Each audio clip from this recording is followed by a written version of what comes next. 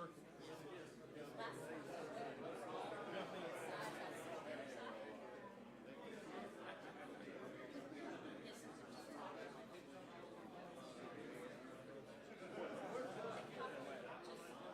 right, mic check, 1, 2, mic check.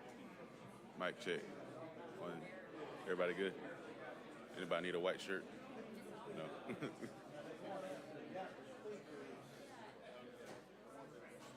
Mic check, 1, 2. Mic check, 1, 2, good.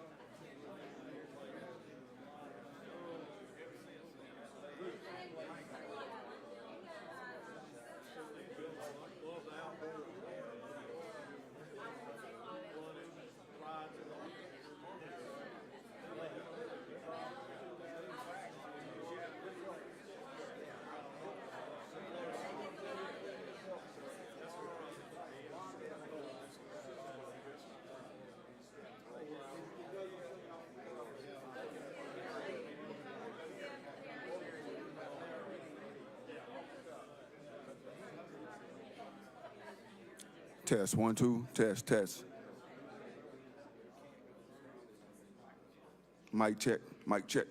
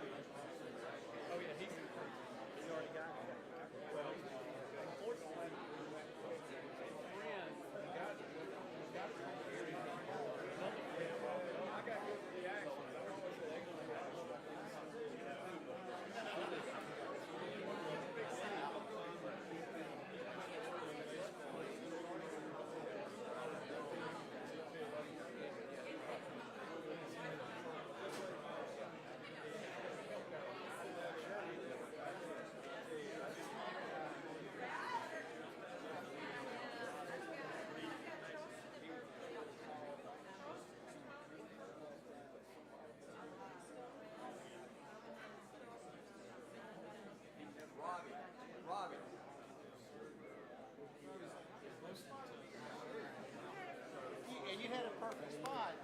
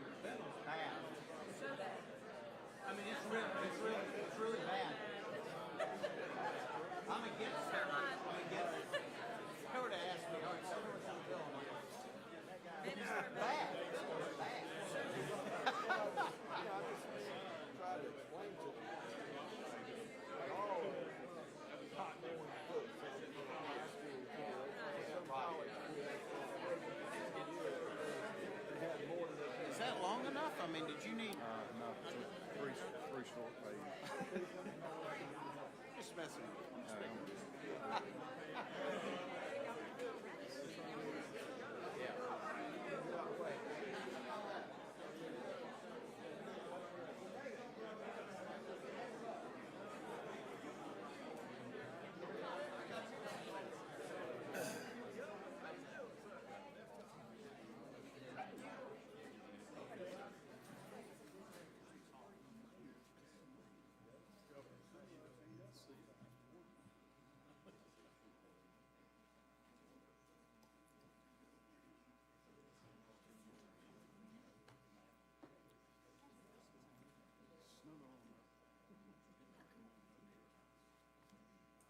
Good morning, everybody ready? Everybody good? Okay. All right, well, good morning, and I want to thank everyone for being here. I want to thank especially those individuals that's sitting out here that I know I saw some of you in January testifying before subcommittee, those that have a real personal interest in this because you've lost a loved one. And so I want to thank you for being here. This is a great day. And it's been a while coming, but again, thank you for being here as well. I said earlier this morning that your testimony before subcommittee, I can tell you, was very impactful. And I heard that from many members of the General Assembly after you spoke. And so we thank you for being there and having the impact that you did. Governor, I want to thank you, all the members of the General Assembly, Representative Gillum for his support. This legislative session, the governor and leadership of the House and the Senate and members worked all hand in hand with law enforcement stakeholders. Come on down. Come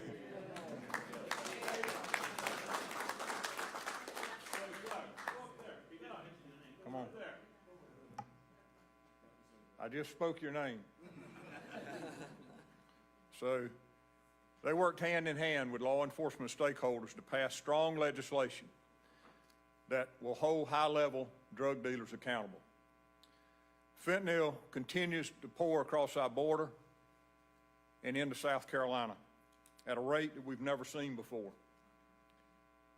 Both quantity and lethality of this drug is unprecedented. Recently, SLED and local law enforcement seized 44 kilos of fentanyl in Horry County.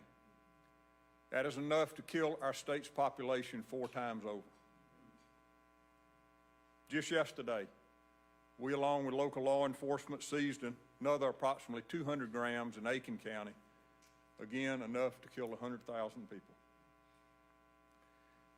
This legislation ensures that traffickers that are peddling this poison in South Carolina are subject to serious prison sentences, including mandatory minimums. According to a report published by DHEC and DEODIS in February 2023, from 2020 to 2021, the total number of drug overdose deaths in South Carolina increased by 430 individuals. That's 1,734 deaths to 2,168, an increase of more than 25% in 1 year. By comparison, in 2012, there were only 573 drug overdose deaths. Opioids continue to be the primary cause of overdose deaths in recent years, contributing to 1,733 of the 2,168 overdose deaths in 2021. Nationally, including South Carolina, fentanyl is largely responsible for the increase in overdose deaths. Again, from 2020 to 2021, drug overdose deaths involving fentanyl increased by 35% in South Carolina, from 1,100 to 1,494. Fentanyl was involved in more than 2/3 of all opioid-involved overdose deaths in this state in 2021. Lastly, and importantly, this legislation creates a new felony possession of firearm or ammunition offense for drug dealers. Offenders who are previously convicted of possession with intent to distribute, distribution, manufacturing, and trafficking will now be prohibited from possessing a firearm in South Carolina and be subject to up to a 5-year prison sentence. It is past time that we hold drug dealers that use guns accountable. I have said many times that we are losing an entire generation of young people due to illegal guns and drugs. I believe that this legislation serves as a deterrent to anyone who seeks to profit from this deadly drug. We must do everything we can to reduce supply and save lives. Again, this is strong legislation, and I am grateful to all our state's leaders and law enforcement, victims' families, for getting this legislation signed into law. Thank you.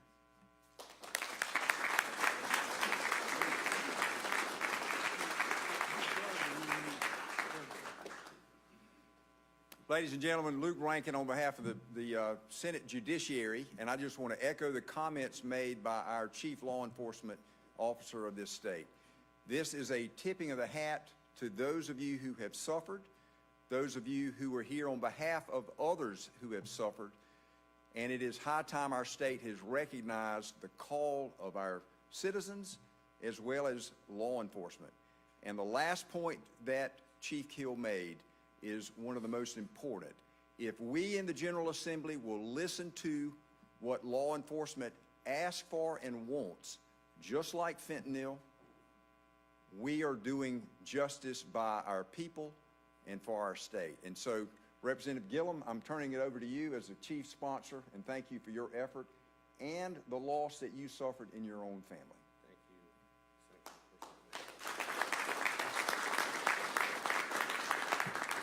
Hey, I want to tell you, first of all, I apologize for coming in late. I left my house. It said I'd be here at 9:30, and then I was going to try to miss 26, going to back roads, and it took me to Broad River Road, Pomeria.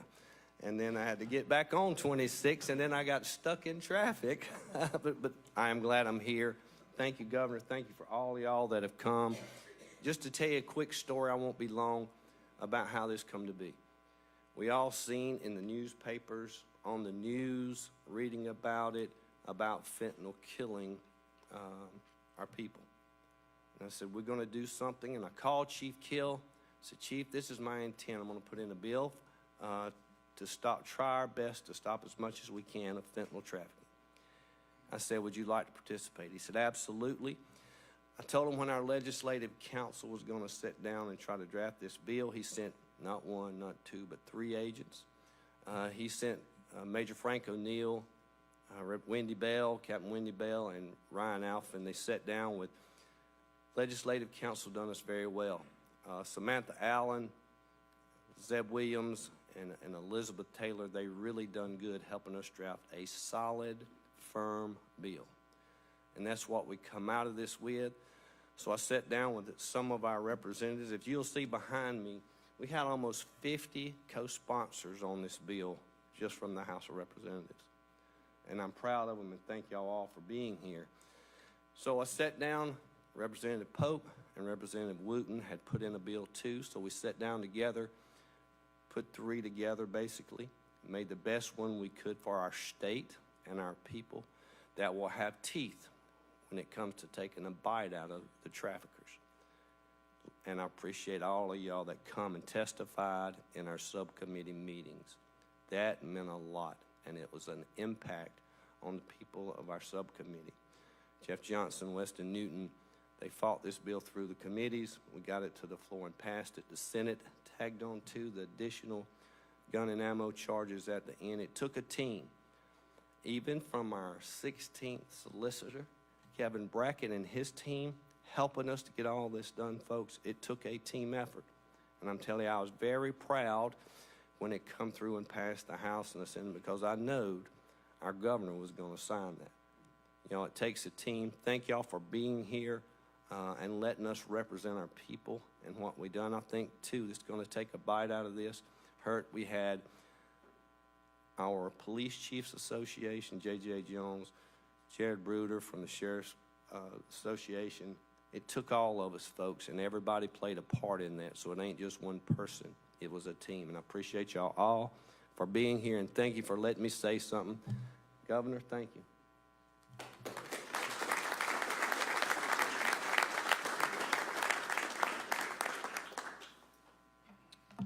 I'm not a public speaker, so just bear with me. As I look at the faces here on this front row and realize that all of these ladies here that I know that have lost a child, I'm speaking for all of you. So good morning, and thank you for the opportunity to speak on behalf of South Carolina parents who have lost children to fentanyl, the most dangerous drug this country has ever seen. The #1 killer of ages 18 to 45. There are so many people who have worked hard to get this bill, H 3503, to the desk of our Governor Henry McMaster. We recognize Tommy Pope, Harvey Peeler, Brandon Guffey, and our York County Solicitor, Kevin Brackett, among many others, for strongly supporting getting this bill signed into law. We recognize the efforts of our governor for sending troops to the southern border to not only protect South Carolina, but the entire country from the cartels and the drugs pouring into this country. He is a governor for all people. Since Governor McMaster signed the fentanyl possession and trafficking bill into law in June, we are happy to announce it is already working. These traffickers and poison peddlers are ending up arrested and charged with a crime. No longer will we hear the police say, "We're sorry, but there's nothing we can do." Our police officers now have the law on their side and are using it. I speak not just for our group, Fentanyl Kills You, but for all families in South Carolina who have lived through the horror of walking into your child's room or apartment and finding them dead, of getting the phone call that says, "I'm sorry to tell you, your child is gone," making the decision to take them off life support because they are brain dead. We have had that unthinkable experience. We don't want other families to know what that feels like. That is our goal and what we work toward. That's what the passing of Bill H 3503 means to us, our dedicated governor, legislators, prosecutors, and police officers who care about the lives of the people in this state. That South Carolina has stepped up and done the right thing to protect our children, families, and citizens of this state. Today is not about me or my son or any one particular person. It's about all of us who have seen the damage fentanyl does to families, the unthinkable pain. To the hundreds who have died in our state, to the tens of thousands who have died in this country from this poison, we remember you. We remember your smiles, your laugh, your love of life, for the memories that we made and the lives that were taken too soon. We miss you. We fight for you. This is not the end of our fight. It's too late to save our children, but this law just might save yours. Our children deserve this and more. In closing, the passing of Bill H 3503 lets traffickers and manufacturers know we have watched you come for our children, and now South Carolina is coming for you. Governor McMaster is famous for saying, "South Carolina is open for business." We are proud to stand with him and say, South Carolina is closed to fentanyl trafficking and manufacturing of poison. Thank you to our Governor Henry McMaster. We know you are with us.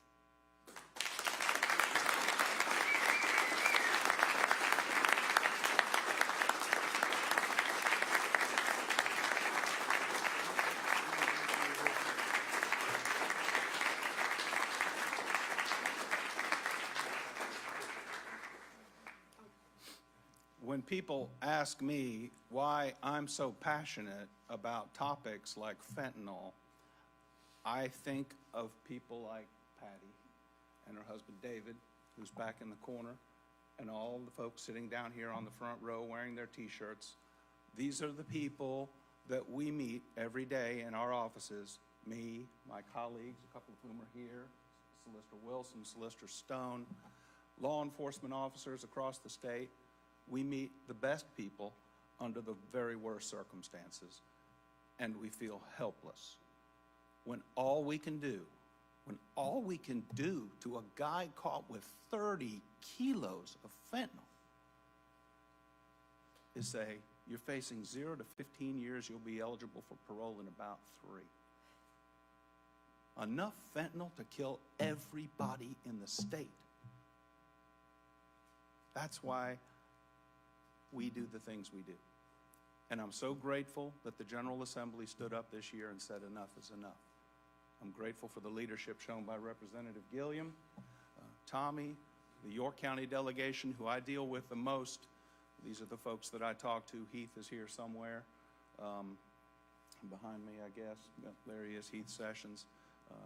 Tommy Pope, our senators, Clymer and Michael Johnson, do a wonderful job, always reliable. Allies, Senator Hembry. These are people that we call on a regular basis. I want to thank everybody who had anything to do with the passage of this bill, and the people in my office, my drug team, Marina Hamilton, Austin Newman, Dan Porter, who reviewed countless different versions of this bill, looking through it to make sure that it was going to be as effective as we possibly could make it. All these folks had a hand in this, and I want to recognize them now. This will result in that same guy who had 30 kilos going from 0 to 15 and you're parole eligible in just a few years, plenty of time to get back into business. Now that guy will be facing 25 to 40 years mandatory.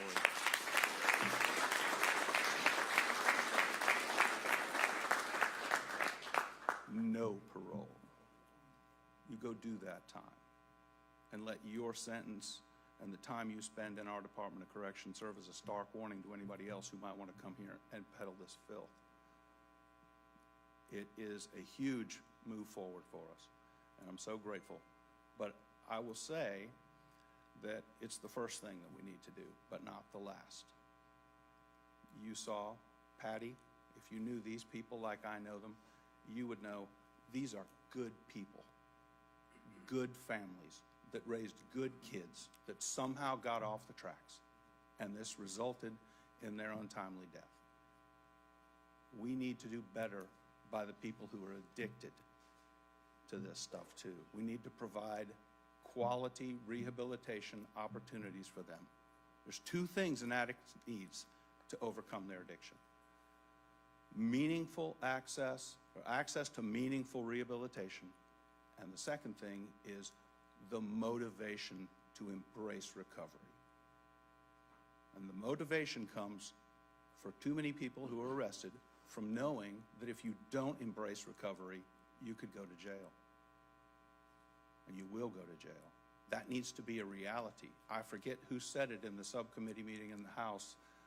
I wish that my son was in prison.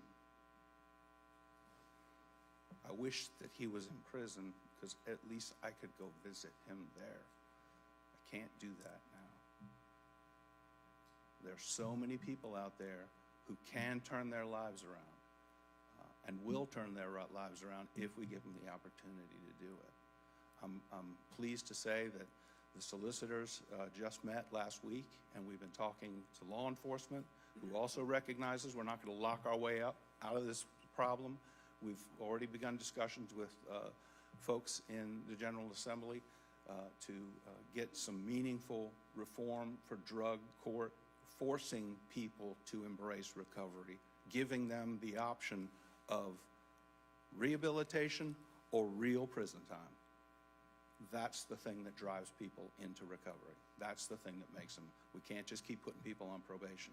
Once you get a chance and you don't take advantage of it, the next opportunity needs to be, well, you're going to go to prison or you're going to go into rehab. And people will take that option if we give it to them. So I look forward to continuing this fight. It's too late to help y'all. I'm so sorry for your loss, but it's not too late to help the countless thousands of other South Carolinians who are out there struggling with addiction, and we can do it. We will do better. Thank you so much for everything. It's great to be here today, and I want to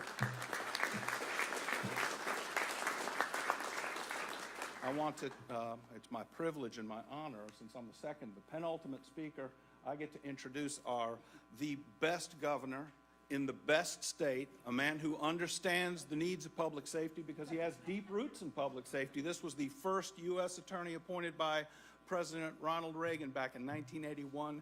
He has gone through it and done it all. He was our Attorney General. I worked with him when he was the Attorney General. He is a reliable ally and a good friend of public safety and law enforcement. It's my privilege to be here and to introduce Governor Henry McMaster. Thank you, Kelly. Thank you. I appreciate that nice introduction. Of course, we all know that nobody does anything by themselves. And I want to tell y'all, having spent a good bit of time in other states, other parts of the country, that there's no final law enforcement in the whole world. And what you see standing before you and represented by these legislators who are doing the right thing and law enforcement who are making it happen out there on the street. There's no comparison between what we have here and what they have in other places. All you have to do is watch television and you see how things are falling apart. And then you come here and you see how we're acting together as one to stop these horrible crimes. Doug Gilliam arrived. We kind of like this bill arrived a little late, but did arrive. It finally arrived. But it took a while, but you see by the number of the people here, we usually don't have this many people that are involved and deeply involved that also make the time to come despite their schedules to celebrate something. So this group that you see before you now not only represents South Carolina well, but is an indication of the spirit and the strength and the determination to stop this from happening. We know that young people don't have good sense. We know that. You can't tell them, you can't teach them.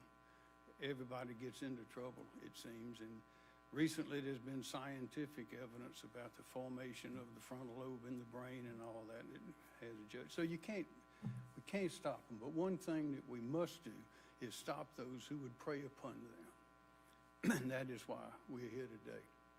This is a big step. This puts teeth in the law against perhaps the most dangerous substance that we've ever had in the world. It's manufactured all over the world. It's shipped all over the world from country to country.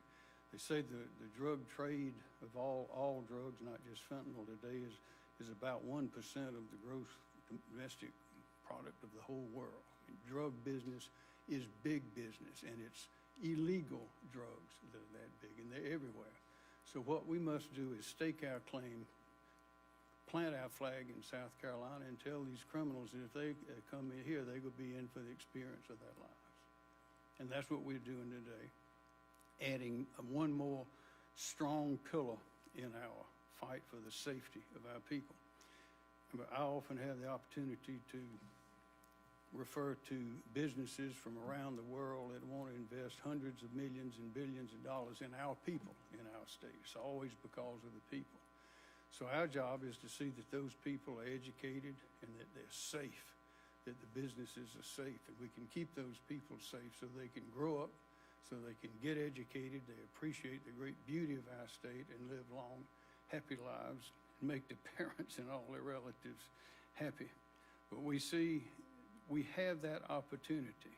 I believe in the next few years, South Carolina is going to grow and prosper and become stronger and even a better place to live than it is now. And it's because we have come to the realization of a lot of things that we must emphasize: our education, our economic growth, and development, as well as our natural and cultural heritage. But we have to keep the people safe, and that's what we're doing. But our South Carolinians have also worked to keep other parts of the country safe, not only by drugs that would pass through here, but also by drugs coming into our country. And we've had 150 National Guardsmen down at the border for over a month. Governor Abbott asked us to send them, asked all the states, many of us did. And most of them, when they got there, they didn't want to come back because they knew what they were doing is important. And one of the things they're doing was keeping that fentanyl from coming in. I want to thank everybody here for what they've done. For those of you whose tragedy, your tragedy, will likely produce joy in others in later days. But also Senator Rankin, who was indispensable in the Senate, Representative Gilliam, who brought the matter to everyone's attention, and everyone involved in putting this into the law and making it clear that this is the worst place in the world for drug criminals to participate. So we are in the business of making South Carolina the best place in the world to work, live, and raise a family, and we've taken another step to making it even better. So thank you to everyone for doing what you have done.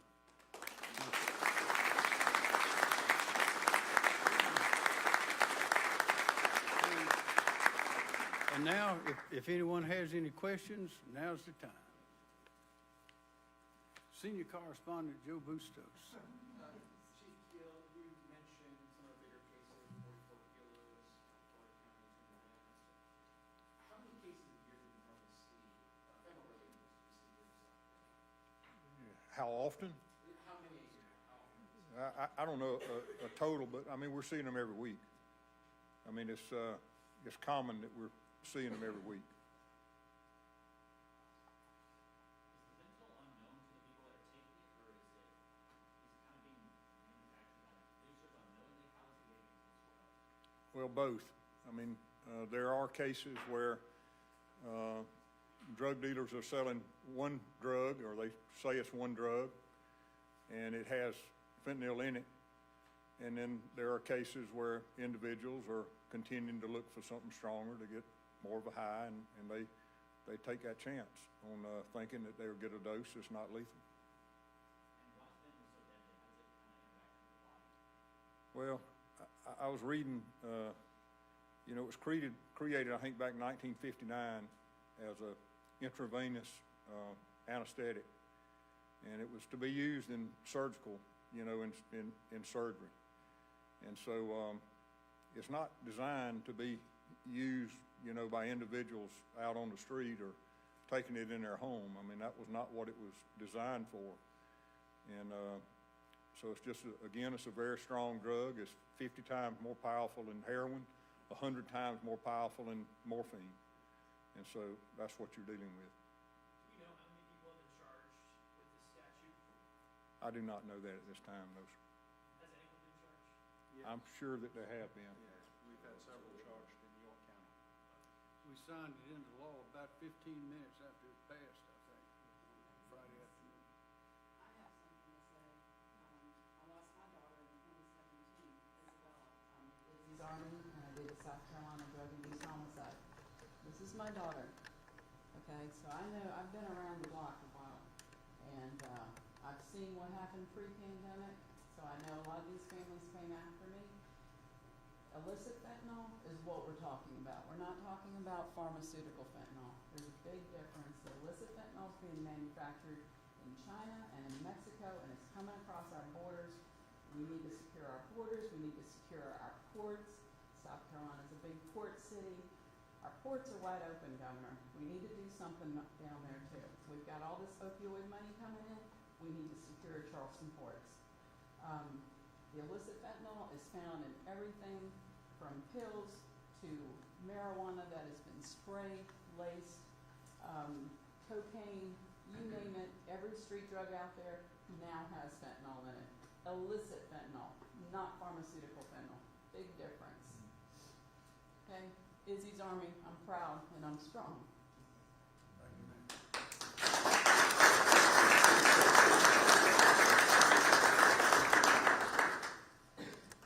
More questions?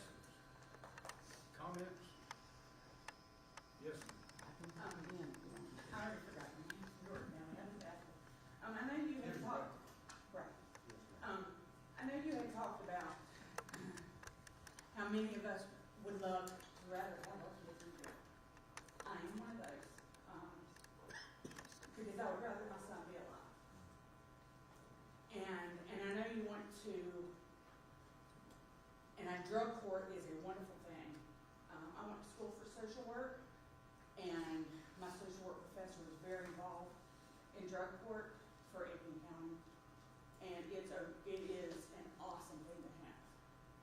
However, there are not a lot of recovery places for opioid addiction, and that is what fentanyl is. My son when he was given his prescription for opioids and found himself addicted chemically, not because of anything he did. In 2020, we went to the ER 3 different times within 6 months. 3 different times we went to the ER. 2 times he was admitted to the hospital for infection in his legs. Not the first time would social services help him. Not the first time would they give him any kind of treatment or any kind of services to any kind of treatment center. And he's fully covered with insurance. He finally went to an outpatient treatment center, was turned away because he got there at 5:30. They opened up at 5, and they said, "You're too late. Come back another day at 4:30. Then we can treat you." He died the next week when someone gave him fentanyl. That's my son's story. 6 months after being addicted. Where was he supposed to go? He never got the choice. He tried. We have to have places for people to go. Drug court is a wonderful thing. Give them the option. Give them more places. Use this opioid recovery money like Kat was saying. We have to have places for them to go. I agree, and this, we need to attack this problem from both the supply side, which this bill does, and the demand side, which is the people who are addicted. It needs to be, we need to reimagine our approach to addiction and addiction recovery and provide people the resources, whether they're charged or not. But the reality is that too many people, because our approach in the last 10 or 12 years in South Carolina for sentencing for possessory level offenses has been probation, thinking we can fix these people through probation. And a lot of them aren't getting the help that they need, or they're not embracing recovery because they don't perceive a downside. They don't think that they're going to go to jail. They don't fear that as much. So my drug court population has dropped from 2008-9. We had about 45 people in there. We have about 15 now. In the middle of an opioid epidemic, my drug court population is 1/3 of what it used to be. So we need to fix that. People need to understand. We'll work with you on the first offense. But after your second offense, when your criminal behavior is being driven by addiction, you need to have your choices limited down to rehab or jail. That's the fire under the pot that makes them realize that's the rock bottom they need to hit to go, okay, I need to change my life because I don't want to go to Kirkland Correctional. So that is exactly right. Now, for folks who don't get arrested, we need to make sure that there are 24-hour access to rehabilitation. The problem is getting people to stay there, because you can check somebody in, but unless they're involuntarily committed, they can leave. And the addiction is so powerful, they frequently do. And that's the tragedy for. It is, and I understand that too. And I also know, like Edgefield County, my son actually died in Edgefield County. But I know Edgefield County Sheriff's Department joined with the program with DHEC. Not a lot of South Carolina counties are in the program. I cannot remember the name of it. But, excuse me. It's a program where if you have been administered Narcan from the ER, a hospital, EMS, police officer, or any kind of official, you are followed up with within a few days. Yeah. And somebody, you get a peer support, and somebody comes to your house, and that includes an officer, that includes peer support, that includes EMS, and they come out to see you, and they just go ahead and try and get you into a recovery center. But what I'm saying is, there are not enough recovery centers. Yes, ma'am. And So is Clifton's Voice your program? Why don't you stick around? I'd like to get your information, and we'd love to have your voice in that conversation. But again, I'm thankful for this bill. Yes, I'm very thankful for this bill because it was very needed. thank you. Yeah, thank you.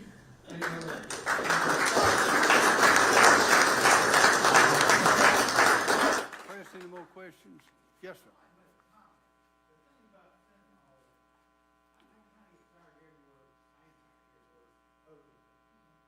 The reason I'm tired of hearing this, all the people I know that died from fentanyl, it was an accident. I thought poison. poison, you probably say, well, wait a minute, I don't want to mess with that. So you say the person overdosed, it has a totally different connotation, like they just, they're doing this stuff over and over, and it's happening now. And that's not the case with all of our groups, I think probably everybody does. It's law enforcement. It's an accident.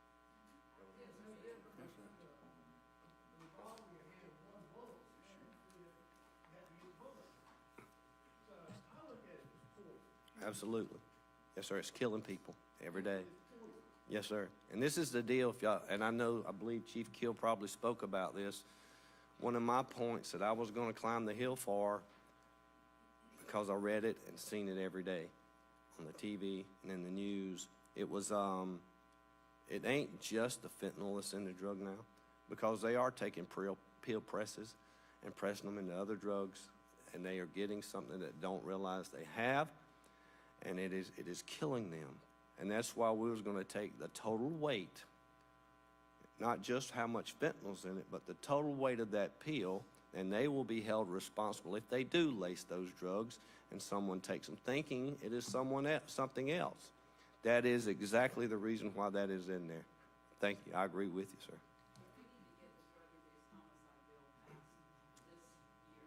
That's in the House, and they're going to give that quick work in January.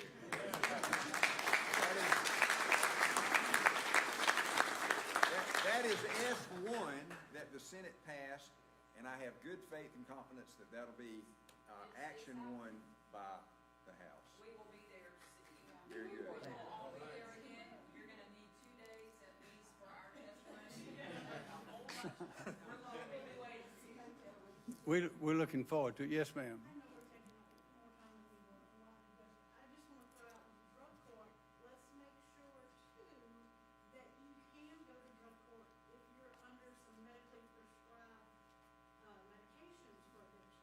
My daughter was turned down for drug court because the addiction medicine physician was prescribing norepinephrine. So now I think it has changed in Charleston County. I was told that they've come around with the science that that's okay, but she didn't have that option. Thank you. I think this excellent press conference has turned into an even better hearing. Y'all, thank you very much.